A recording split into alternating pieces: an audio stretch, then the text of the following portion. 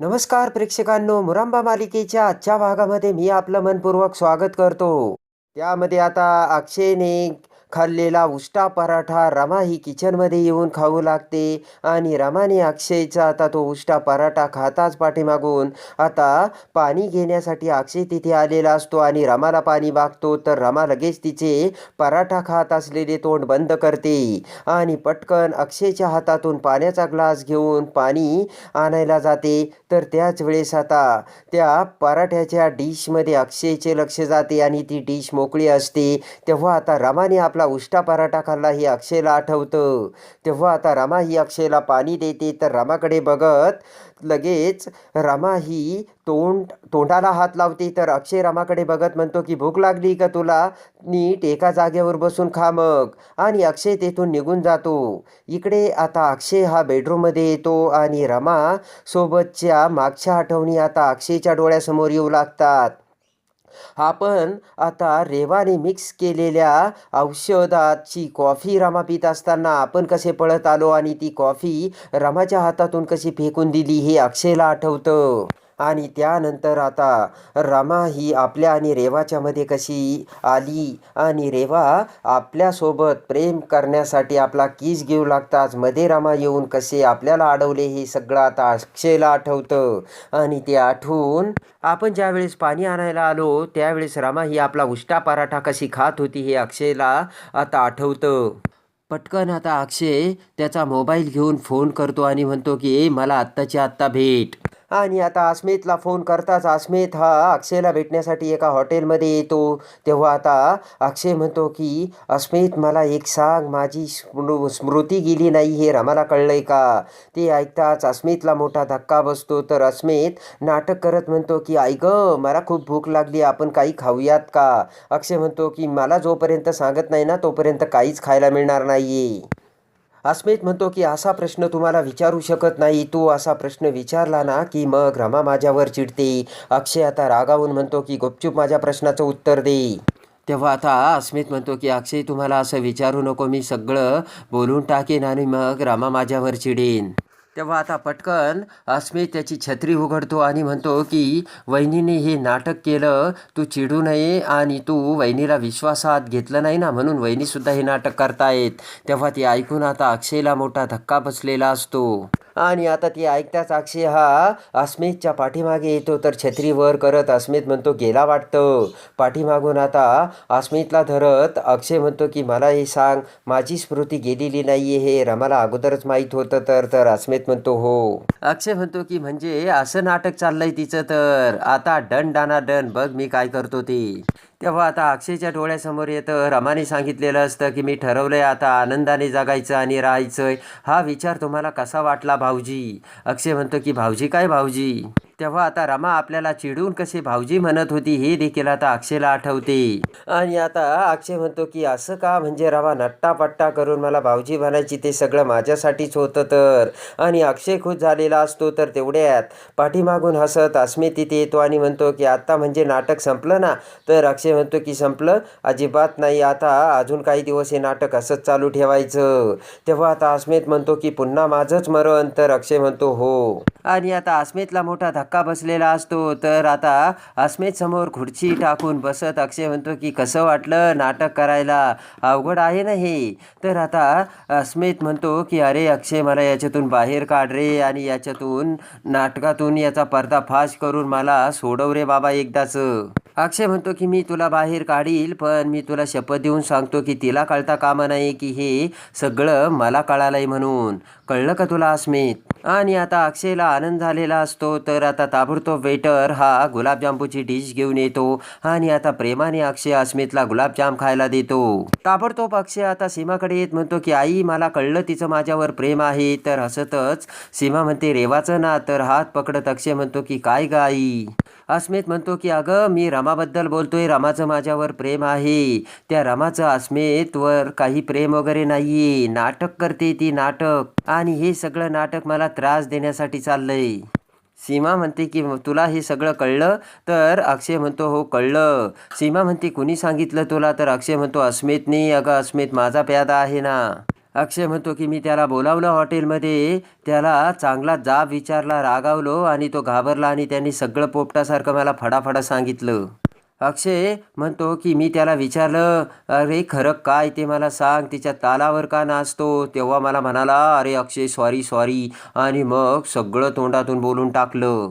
अस्मितने मला सांगितलं की तिला सगळं कळलंय की तुझा मेमरी लॉस झालेला नाहीये. तेव्हा आई मला त्रास द्यायला ती हे सगळं नाटक करते असे अक्षय सीमाला सांगतात. सीमाला मोठा धक्का बसलेला असतो.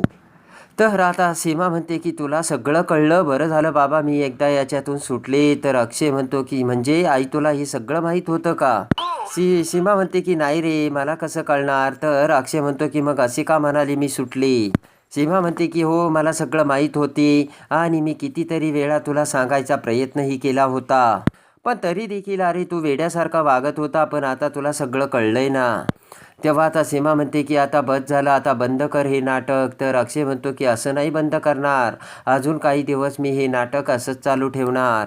अक्षय म्हणतो की आता हे सगळं चाललंय, पण माझा हेतू काय आहे हे तिला अजून कळलेलं नाहीये ना, तेव्हा हे असंच चालू राहणार. तेव्हा आता अक्षय म्हणतो की तिनं आता टनाटन हे नाटक सुरू केलं ना, तेव्हा मी सुद्धा आता तिला छळणार. सीमा म्हणते की जास्त अति केलं ना तर मस्करी होईल बरं का. तर अक्षय म्हणतो काही होत नाही ग. अक्षय हसतच म्हणतो की मला भाऊजी म्हणते काय आणि मला भाऊजी करते काय. तर सीमा सुद्धा हसू लागते. इकडे आता सीमा टेरेसवर बसलेली असते. तर रमा आणि जान्हवी आता सीमाकडे येतात आणि म्हणतात की आई आम्ही तुझ्यासाठी आज गिफ्ट आणलेलं आहे. तेव्हा आता सीमा म्हणते की माझा काय आज बड्डे बिड्डे नाही आहे, नको आहे मला गिफ्ट. तर रमा म्हणते की आई आज मदर इन लॉ डे आहे. तेव्हा आता हसतच सीमा म्हणते की मला नको आहे तरीसुद्धा काही गिफ्ट वगैरे. तेव्हा आता रमा म्हणते की आई तुमच्यासारखी सासू मिळणं म्हणजे सगळ्यात भाग्याची गोष्ट. तर आता जान्हवी म्हणते की रमा अगदी बरोबर बोलल्या आई, आणि आई मी खूप ऐकलं सासू सुनाचा छळ करतात. जान्हवी म्हणते की पण रमा बघ ना, आपल्या घरात अगदी उलटं आहे, आपणच त्यांना त्रास देतो. सीमा म्हणते की अगदी बरोबर बोललीस. आणि आता जान्हवी ही तिच्याकडचे गिफ्ट आता सीमाला देते आणि जान्हवीने सोन्याचे कानातले सीमाला आणलेले असते. आणि आता लगेचच रमा म्हणते की आई मी सुद्धा गिफ्ट आणले आणि ते तुम्हाला देते. आणि लगेच रमा बॉक्समधून काढून शूज ही सीमाला देते. तर सीमा म्हणते शूज? तर रमा म्हणते नुसते शूज नाही आहेत, तर ॲटोमॅटिक शूज आहेत. तर जान्हवी म्हणते की ऑर्थोपेडिक शूज म्हणतात त्याला. तेव्हा आता रमा म्हणते की हो ऑर्थोपॅडिक शूज आणि ॲटोमॅटिक चालतात. तर जान्हवी म्हणते नाही कम्फर्टेबल चालता येतं यामध्ये. तर आता सीमा म्हणते की पण रमा हे कशासाठी? तर रमा म्हणते की कशासाठी म्हणजे आई तुम्हाला चालताना तुमचे गुडघे दुखतात, तुम्हाला किती त्रास होतो. तर दरवाजात अक्षय येऊन ते सगळे रमाचे बोलणे ऐकत असतो आणि रमाचं आपल्या आईवर म्हणजे सीमावर किती प्रेम आहे हे आता अक्षयच्या लक्षात येत असतं. आणि त्यानंतर आता रमाने सीमासाठी लिहिलेले पत्र देखील आता रमाने सीमाला दिलेले असते. तेव्हा सीमा ते वाचू लागते. त्यामध्ये आता रमाने लिहिलेले असते की सासू होणे अगोदर आईच असते. त्यामध्ये रमाने लिहिलेलं असतं जशी ती तिच्या कुटुंबाची लाडकी आई असते तसेच ती तिच्या सुनेची देखील. तर सीमा आता रमाकडे बघते आणि रमाचा हात धरून म्हणते आईच असते. पण सून मात्र सासरी आल्यानंतर त्याच आईला वैरीण समजते आणि ती हे विसरते की कधी काळी ही माऊली सुद्धा एक सून होती. आणि आता ते पत्र वाचता येत नसतं. सीमा खूप हर्ट झालेली असते. तेव्हा रमा ते पत्र आपल्या हातात घेते आणि लिहिलेले आता सगळं काही वाचते. खरंच मला प्रेमाची माझी माया करणारी आई मिळाली.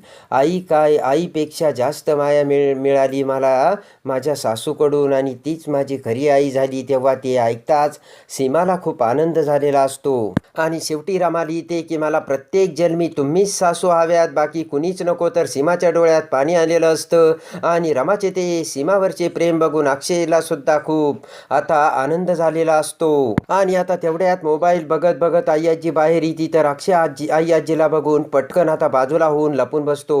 तर इकडे आई आजी बाहेर टेरेसवर येते आणि सगळ्यांकडे बघत म्हणते की काय चाललंय तुमचं. तेव्हा आता रमा आणि जान्हवी आता आई आजीला बघतात आणि आता इकडे अक्षय हॉलमध्ये येतो. तर तेवढ्यात खूप साऱ्या शॉपिंग करून पिशव्या घेऊन रेवा तिथे येते आणि अक्षय म्हणतो की रेवा हे काय?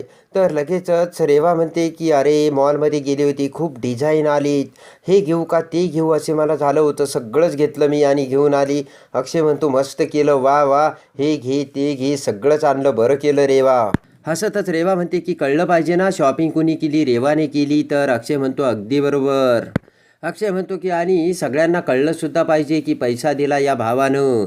तेव्हा आता रेवा ही अक्षयकडे बघते आणि आता इकडे रेवा म्हणते की बघ कसं वाटलं शॉपिंग. तर अक्षय म्हणतो दिवाळी आली ना, आपण अजून शॉपिंग करू. तर रेवा म्हणते की अरे अक्षय चल चल, मी काय काय शॉपिंग केलं तुला दाखवते. आणि आता रेवा त्या पिशव्या घेऊन सोप्यावर येते. इकडे आता आई आजी बसतच म्हणते की अरे वा, सेल्फी वगैरे काय चाललंय तुमचं हे सगळं जान्हवी. आणि लगेच आई आजी ते हॅपी मदर लॉ डेचे लेटर वाचते आणि बघते की अरे हे काय आता नवीन काढलंय. तेव्हा आता जान्हवी म्हणते की आई आजी त्याच्याच तर खरी गंमत असते. आई आजी म्हणते की तुझं ठीक आहे ग जान्हवी, सीमा तुझी सासू आहे, पण या रामाचं काय. आई आजी म्हणते की तिने कशाला सीमाला गिफ्ट द्यायची. आणि आई आजी म्हणते की रामा, सीमा तुझी सासू नाही, तू विसरलीस का. तर सीमा म्हणते की आई काय बोलता तुम्ही. तेव्हा आता रमा म्हणते की जोडलेलं नातं सहजासहजी मी विसरत नाही. आणि माझे एक काय 10 लग्न जरी झाले ना, तरी जन्मोजन्मी मला अशीच सासू मिळावी, हेच मी मागणं मागेन. आणि आता लगेचच ते ऐकून आई आजी म्हणते की अरे वा छान, पण रामा तुला एक गोष्ट कळलेली नाही आहे. सीमाला जर तू गिफ्ट दिलं ना, हे जर अक्षयला कळलं ना, काय होईल तुला माहिती आहे ना. रमा म्हणते की मला लक्षात आलं ते, आणि म्हणूनच त्यांना मला काही कळू द्यायचं नाही आहे. त्यानंतर आता आई आजी म्हणते की पण माझ्या एक गोष्ट लक्षात नाही आली, सगळे गिफ्ट सासूला आणि आजी सासूला काहीच नाही. तेव्हा जान्हवी आणि सीमा आजीकडे बघू लागतात. तर आता जान्हवी म्हणते की आई आजी मी सुद्धा तुमच्यासाठी गिफ्ट आणलंय बरं का. आई आजी म्हणते काय आणलं. तर लगेचच जान्हवी म्हणते की डायमंड हेरिंग, आणि तुमच्या स्टेटसला एकदम शोभेल. तर आई आजी म्हणते की तू आणलं म्हणजे आपल्या स्टेटसला शोभेल असंच असेल. त्यानंतर रमा म्हणते की आई आजी मी सुद्धा आणलं बरं का तुमच्यासाठी गिफ्ट, पण तुमच्या स्टेटसला शोभेल की नाही मला माहिती नाही. आई आजी म्हणते काय आणलं. तर रमा तिच्याकडल्या गिफ्टची पिशवी आता आई आजीकडे देते. आणि आता रमाने आई आजीला एक पुस्तक गिफ्ट दिलेलं असतं, रागावर नियंत्रण कसे मिळवावे. ते वाचताच आता आई आजी सगट सगळ्यांना मोठा धक्का बसलेला असतो. आणि आता लगेच आई आजीला राग आलेला असतो. तर रमा म्हणते थांबा थांबा, अजून एक बॉल पण आहे त्या पिशवीत. तर आई आजी तो बॉल बाहेर काढते. रमा म्हणते की आत्तासुद्धा तुम्हाला राग आला असेल तर तुम्ही लगेच तो बॉल दाबायचा. तेव्हा आता आई आजी त्या बॉलकडे बघते. रमा म्हणते की त्याने काय होतं ना, व्यायाम होतो आणि मग आपण शांत होतो. आई आजी म्हणते की तू काय माझी मस्करी करतेस का. रमा म्हणते अजिबात नाही, मी कशी बाई तुमची मस्करी करील. आई आजी काय आहे ना, तुमचं आता वय होतंय, त्यामुळे आता तुमची चिडचिड देखील वाढली, आणि चिडचिड होणं तुमच्या तब्येतीसाठी चांगलं नाहीये.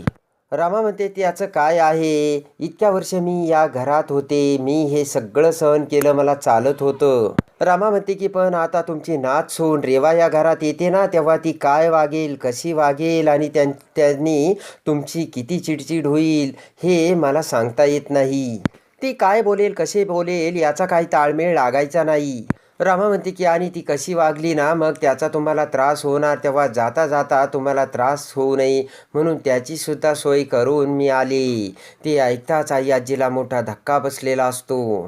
तेव्हा आता लगेचच आई आजीला राग आल्याचा बघताच रमा म्हणते की काय झालं, राग आला का, बॉल दाबा बॉल दाबा.